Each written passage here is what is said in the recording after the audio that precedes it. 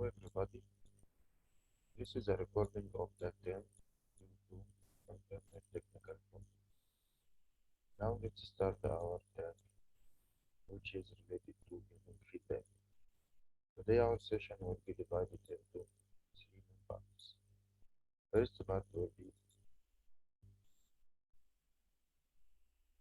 about how to plan to give a feedback.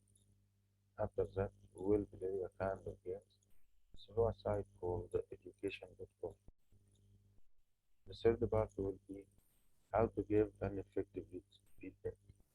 Let's start our first part, which is plan what to observe. At first, we will see a video and then we'll discuss what we will see in this video.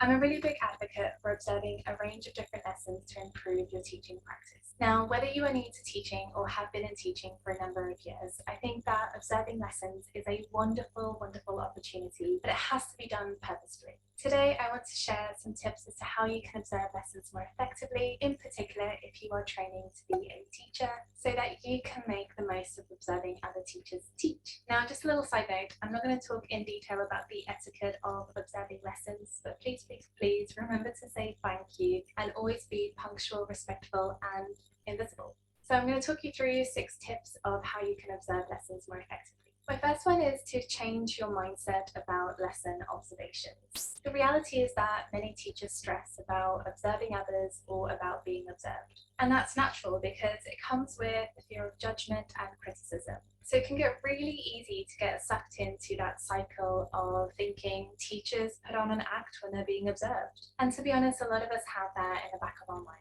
But the reality is, how you view and what you think about lesson observations does matter. And if it starts with you, then it's likely to impact those who you are observing or who come to observe you. So approach lesson observations as an opportunity to grow professionally, as something positive, as an important part of sharing good practice and building positive and strong relationships with the people you work with. That's when the magic happens and you're able to see the real teacher. Number 2 is to have a purpose or a specific focus for what you are going to be observing. When you're doing your teacher training, you are going to be sick and tired of observing lessons. You're going to spend hours and hours doing it. So because you can't avoid it and you have to get it done, you might as well use that as an opportunity to observe different things. My advice is to go into every single lesson with a specific idea of what it is that you're looking for. You can take the teacher standards as a prompt. For example, if you take Tier 6, so assessment for learning, you might focus on questioning. Or if you take Tier 7, so classroom and behaviour management, you might want to focus on praise and sanctions. The key thing here is to go into every single observation with a key focus in mind. It's of course important to have a bit of an idea of what the teacher who you are observing is an expert in, so that hopefully you can marry those 2 things up together. Now, if you're not really sure as to what teachers are experts in, you can always ask your mentor or ask the teachers themselves. I'm sure that they would be more than happy to guide you in the right direction or let you know what you should be looking for. One of my favourite things is to create a lesson observation bingo. You can share it with some of the other trainees, and then when you guys have all finished them, you can actually use them as really great pointers for discussions. Now, tip number 3 is to take notes. Believe it or not, I have been observed on a number of times where the person observing my lesson didn't write a single thing, or at least that I could see. I think it just sends the wrong message that there isn't anything that is worth writing or thinking or reflecting about. And that is just simply not the case, because whether the lesson is good or bad, there is always something to reflect upon. So take some notes on the specific focus you had for that lesson observation. You will then be able to review it with your mentor or your line manager, or even with the person that you observed. And more importantly, those notes are going to help you. It's going to help you reflect and review, especially when you're trying to problem solve a particular area and then you remember, I saw that particular lesson and I'm sure I wrote something that is going to help me. Number 4 is to engage with students. Now, don't talk over the teacher, but when the time is right, do go and talk to the students. When they are doing a specific task, you could go over and ask specific questions about their learning and their progress. You could even ask to look through their book or any folders of work that they have, and you can also ask their opinion about something. Now, you don't want to ask specifically if they like the teacher or not, that's very controversial and definitely unprofessional, but you can ask their opinion about different teaching strategies, where they've made the most progress, what they've really enjoyed doing, why they've enjoyed doing that, and why it's helped them to learn better. Engaging with students is such a great opportunity to really think about the perspective from a student. Tip number 5 is to follow up and compare. If you're observing lessons with the particular focus of improving your own practice, say for example you've got a particular teaching standard in mind and a particular part of that teaching standard that you need to improve upon.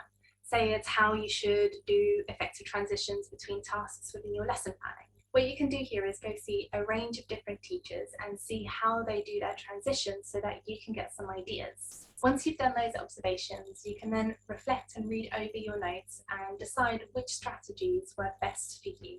As a teacher trainee, this can be a really useful exercise for you to do so that you can discuss the pros and the cons with your mentor in your mentor meetings. But if you are observing someone more formally or someone else is observing you more formally, make sure that you both get debriefed so that you can give each other feedback and improve from that. And lastly, my tip number 6 is to use formal documentation to guide you. If you're a trainee teacher and you're a little bit lost as to where to start with your lesson observations and how to write effective notes on them, I would encourage you to use a lesson observation pro forma. Now, there will be a ton of these from your university or from school placements that you go to, or even by doing a quick Google search. I think using lesson proformas can be really effective to help structure the notes and the observations that you want to make in that particular lesson. The danger with doing free-flowing notes is that it doesn't have a particular structure and it doesn't always prompt you to think about the things that matter. Now, whether that means that you're using a proforma that has already been made, or if you yourself want to make one, I would highly recommend to use them in your lesson observations. And there you have it, my 6 tips as to how to do lesson observations effectively. What tips would you give? What are your thoughts about lesson observations? Was this video useful? Leave a comment in the section. Right, so we have some ideas about how to be observed and how to observe others. Now let's discuss what we have learned in this video. Is it desirable to focus on one area only or different areas of teaching? It's very important to the observer to put in consideration which area he would like to observe during the lesson, which is an area. So we have got some points to be observed. For example, lesson organization. How does the teacher organize his lesson and how does he deal with the students in delivering the information related to this lesson? Another point is teacher time management skills. It's very important when the teacher is giving the students a kind of activity. He should manage his time very well and divide the time of the lesson due to what he wants to give the students. For example, 5 minutes for the warming up, 10 minutes for the procedures, and 5 minutes for the activity, and so on. He should put down this timing in the lesson plan on the time he is planning for his lesson. This is very important. The third point is students' performance on tasks. Are they engaged in the task? Did they follow the instructions?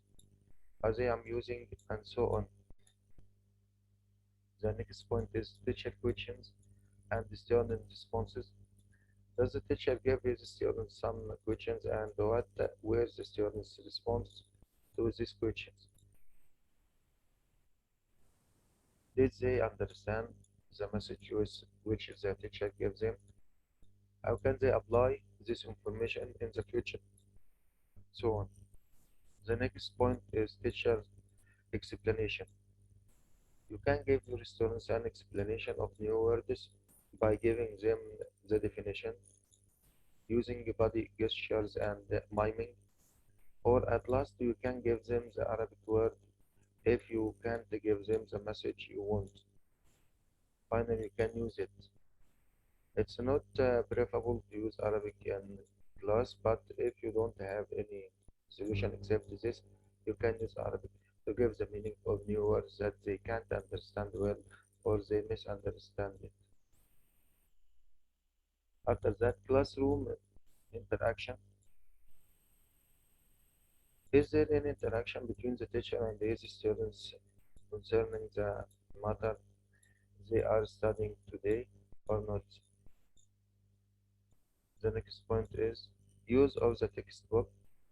It's very important to use the textbook and the workbook related to the curriculum they are teaching or studying. The next one is new teaching activities. Is the teacher using any new activities related to internet and using apps? It's very important in the time of using 2.0 technological tools in teaching. The next one is group work. Is the teacher using them in groups, pairs? I think the correct number is to divide your students into a group out of four. It's very suitable for the setting in the class. You can divide your class and arrange them in a U shape uh, in your class. It's very spacious. You can move freely in the class and divide them into groups that can interact with each other, and you can make a kind of a group leader uh, as one of them, and another one to be the speaker of the group. You can make one of them as the ambassador who can travel or go through the class and give the ideas from his own group to other groups to make a kind of complete idea about some activity and so on. You can teach them some new terms related to leadership and working in groups, cooperation, and so on. The final tip here is teacher-student relationship and rules. I can exchange rule with my students and play a kind of modeling for the students and give them the chance to be the teachers. Right. Are there any other topics you might like to add to the list? I think, of course, you have got a lot of ideas related to how to observe and how to be observed. Now, there is some tips for observed teachers to be followed and to benefit from. Let's watch. Hello and welcome to Teachings and Education. I am your narrator, Frank Avella, and these are my top tips and strategies to ace your teacher evaluation and observations. Although custodians are responsible for sweeping the floor, as a teacher, you should still check around, clean your desk, your bookshelves. You don't want to look like a mess. Your lesson plan should be up to date.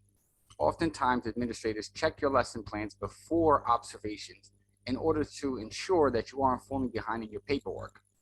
Next, it's best to arrive to class early. Remember, you're going to have to hand out papers, log onto the computer, a lot of little things. Administrators always evaluate a teacher's classroom environment. Have an exciting and well-made bulletin board.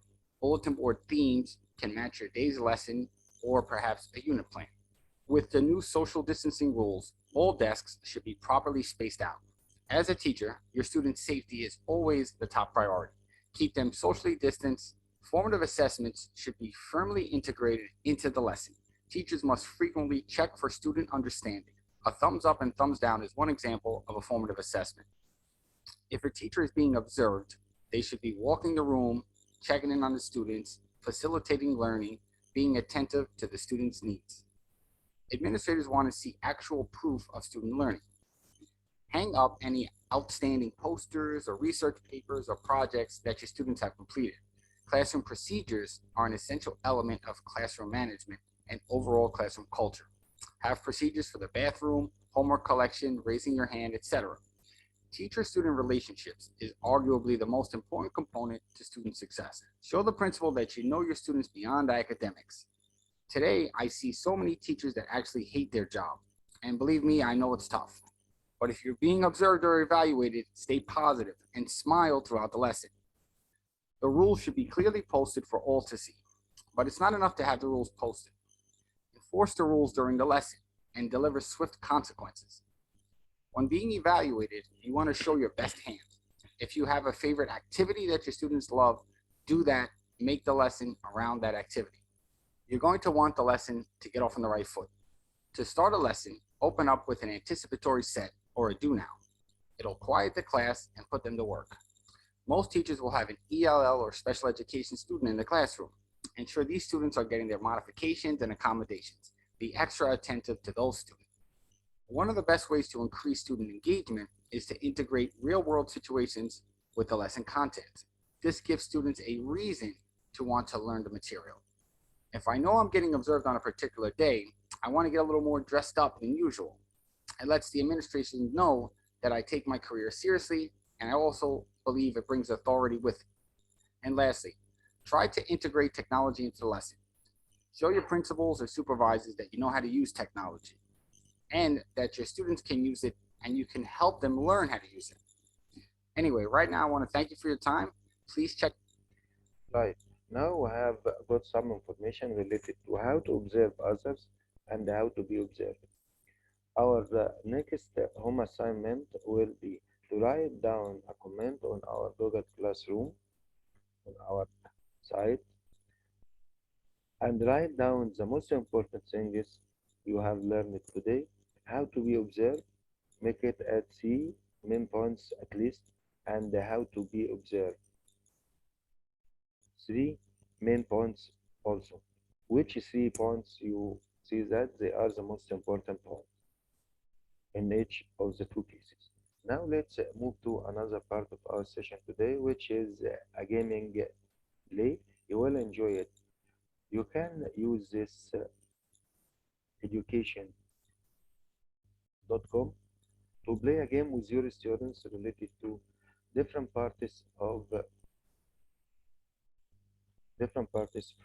lesson you are teaching. You can give them a game related to vocab, grammar, and other skills related to the language. Here you write down on Google Chrome education.com/games/ and press the button. Here is the site, and he will show you a lot of games. In each game, online games, you can play it online. When you hover over each game, you will find a description of what is this game about. For example, here is treasure hunting. When you hover over it, their kids go on an adventure to hunt a pirate gold by plotting points on a crocodile plan, and this fun and so on. This is for grade 5 and this is math. You can use it with your math teacher. Let's see some other games. When you hover over them, type in paragraphs for speed. Random facts. On the savannah, as you type in this installment of our typing paragraphs for speed series. Let's practice one of these games together.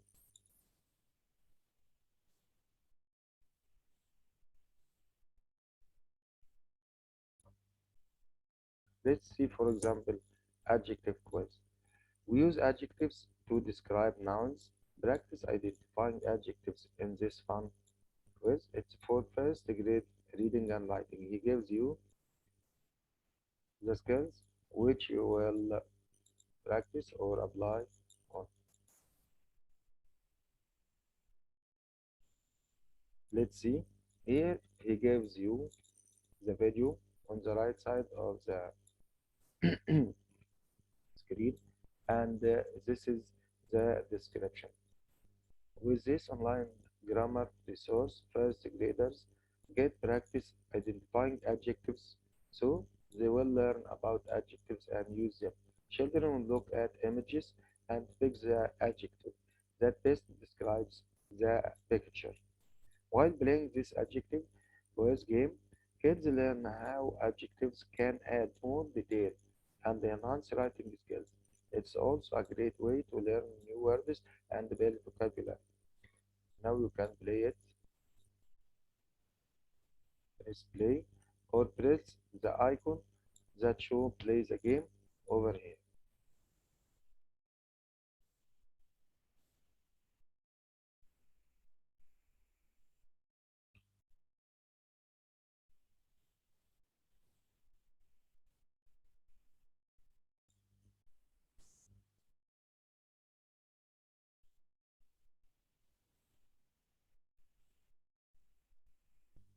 Now the game is loading. Game adjective quiz. Press here to start the game. Choose a player.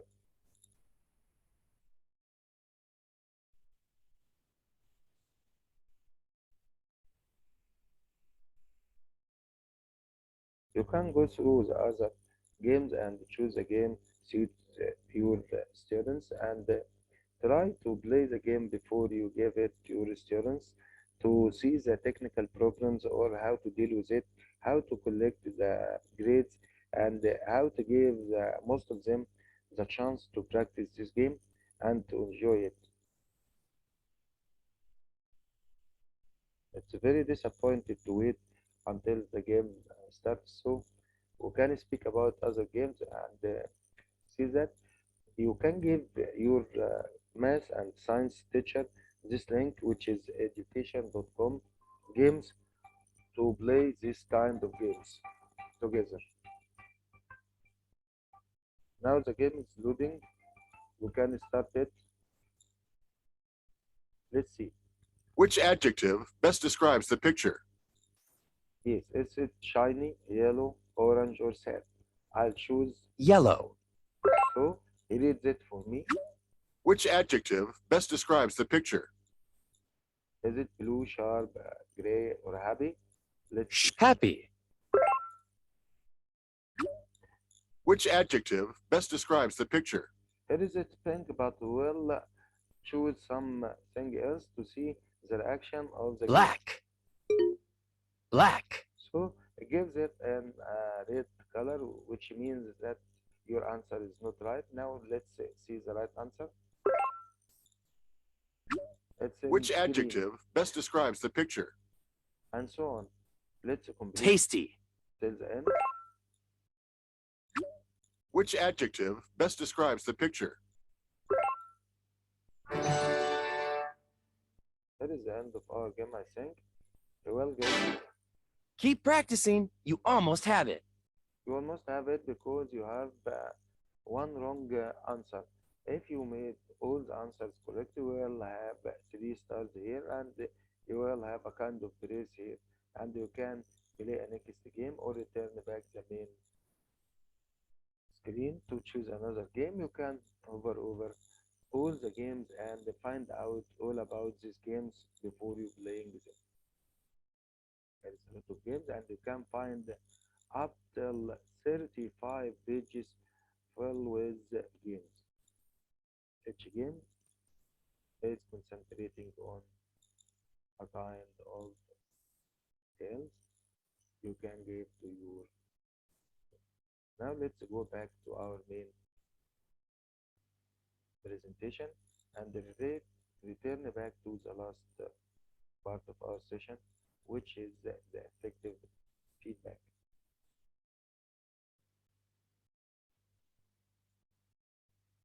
How to give an effective feedback. Let's discuss this point.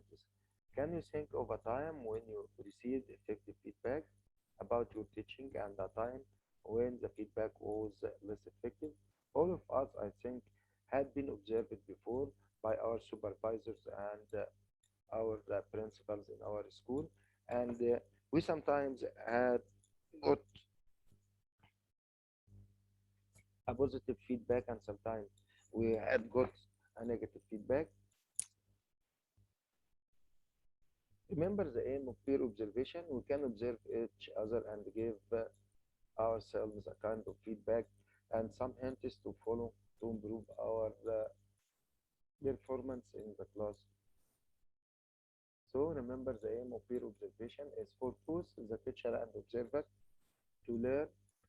So when I give my friend a kind of observation and give him some hints related to how to develop himself, I can myself benefit from this observation and put them in consideration. I can learn from the activities and the style of teaching he is using in his class and from all the management skills he is applying in his class and so on. Its purpose isn't for evaluation. We are not evaluating each other. We are making a kind of cooperation learning to develop ourselves. So effective feedback aims to put the teacher at ease by creating a friendly atmosphere. This will help to encourage reflection on both what went well and what didn't go so well in the lesson. So if he made a kind of good things in his class, he can improve them and make them more stronger and better than the way he is doing them. And if he has some kinds of problems, you can modify them and put your hints and remarks in consideration. Let's see how to give effective feedback through this video. Feedback is a powerful way to achieve improvement in teaching and learning. It is an integral part of every teacher's practice and, when used effectively, can improve student learning by as much as 8 months.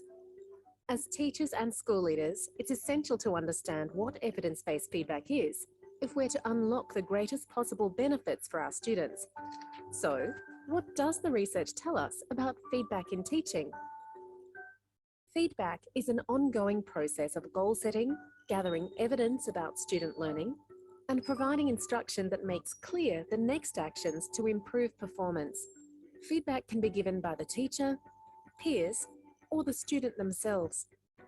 2 evidence-based models for feedback have been developed by Hattie and Timperley and Black and William. Both models propose 3 important questions for both the student and teacher to consider. Where is the learner going? Students and teachers need to be clear about the learning goals and what success looks like. Goals need to be appropriately challenging so the students can succeed and grow. Where is the learner right now? Evidence is gathered about the student's knowledge, skills, and performance relative to the learning goals and tasks. How does the learner get there? This involves clarifying the steps the student needs to take to achieve the learning goals. If needed, the teacher adapts or changes the teaching and learning activities to meet the student's needs. Feedback can be directly related to the learning task, which is useful. However, feedback about the processes underlying the task or about how students self-regulate their learning is more powerful. So, what are the benefits of effective feedback? Research indicates that effective feedback can increase student effort and outcomes, lead to more effective learning strategies, and improve student self-regulation. The benefits for teachers are also significant. Effective feedback practices provide evidence about student learning related to learning goals and the curriculum. This helps teachers understand the impact of their teaching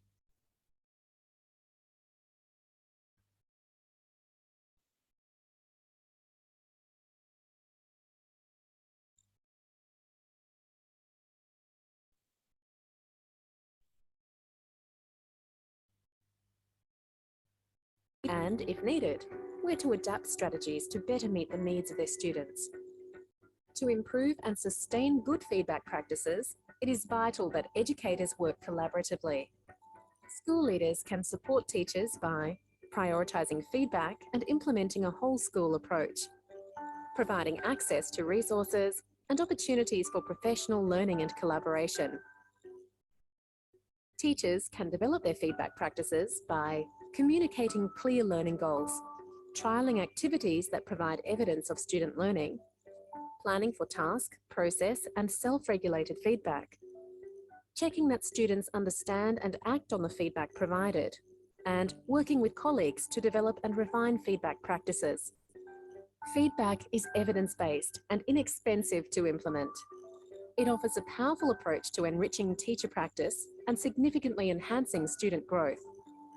For resources that will help you improve your feedback practices, visit Right, I think the most important point here is that to receive a feedback from your students. It's okay to receive a feedback from students because they are your audience, the target. They can give you a feedback like, sorry, sir, we can't understand this point because you are now very speedy. Can you explain it again, but more slowly? It's okay. It's okay to receive a feedback like this because you are not all the time giving the students the suitable way to understand the information or the knowledge in the lesson.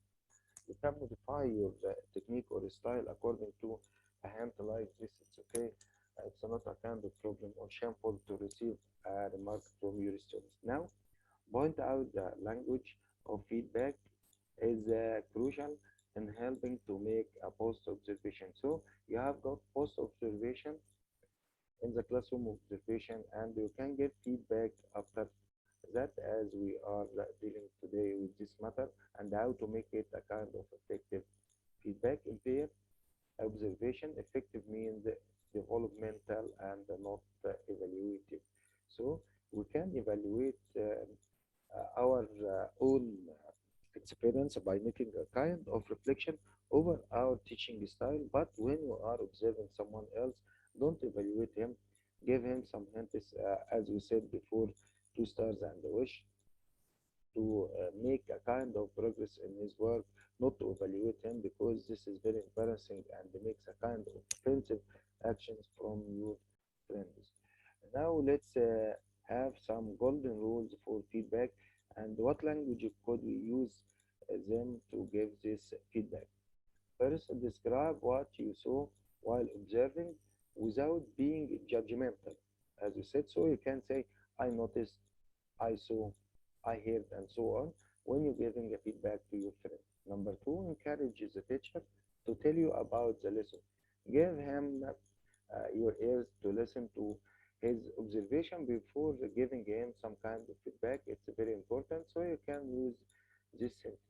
I was interested in the way you introduce, for example, the vocab or the grammar and so on. Why did you use this style or this activity in this time? What would you like to improve or change? To give him the opportunity to speak freely about his experience and how to modify them and improve himself. How did you feel? Right. The next point is provide positive comments on the lesson. So this is 2 stars. I like it, your management of time. I like it, your gaming and so on. I'd like to try this game in my own lesson as you did it. It was very fantastic and excellent.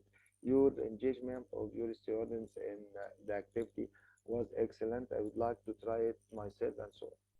The next point is emphasizing with the teacher. You can say, I often have difficulty with teaching grammar too like you. This is a kind of making him feel that he is not alone in suffering from this kind of problem, and you and other teachers suffer from this and can search to find out some solutions for this problem. I often do blah blah blah in my own lesson on this topic, but it's very difficult for me. I can't deal correctly with it.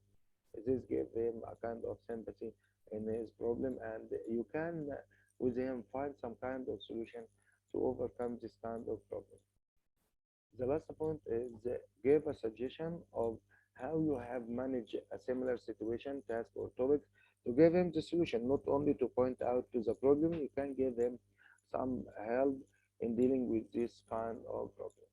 Have you thought or thought about teaching grammar through songs, through games, and through something else? I have got some useful websites. You can use them in teaching grammar and so on. So that would be very helpful for the teacher you are observing. I often do in my own lessons in this topic, and it's very important for me, and it helped me a lot to overcome the problem of pronunciation, for example. Now we have got 2 assignments. The first assignment was to summarize some points related to be observing someone else, and the next point was to be observed by someone else and to write them down on our Google Classroom group. The next point is to make a kind of reflection plan. Here is the assignment for the next time. I want you to answer this question and to put them on our Google Classroom group. Till we meet next week. Again, I wish you the best of luck, and sorry again for the bad connection of the internet. See you later and goodbye. Thanks to you.